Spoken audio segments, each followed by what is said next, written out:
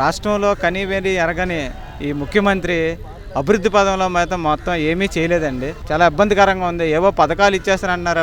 అది పూర్తి స్థాయిలో కూడా జరగలేదు. నిజం చెప్పాలంటే ఈ పాస్టర్లని, వీళ్ళని, వాళ్ళని, పంతులు గారికి ఇవన్నీ ఎందుకు సార్ అసలు? ఇవన్నీ రాష్ట్రానికి దెబ్బతీసే పనులే తప్ప అభివృద్ధి పదంలో ఎక్కడ ఒక చిన్న పెసర ఇంతకుముందు 5 ఏళ్ల ముందులో జరిగిన రోడ్లు, ఈ పార్కులు, ఈ డివైడర్లు ఇవన్నీ సేమ్ యాజ్ టీజ్గా ఉన్నాయి తప్ప ఏమీ బాగుపడలేదు. కనీసం ఎప్పుడు అసలు రోడ్డు పోతే ఎవరైనా రోడ్డు వేస్తారు, కానీ నా మొక్కలు అతుకుతున్నారండి.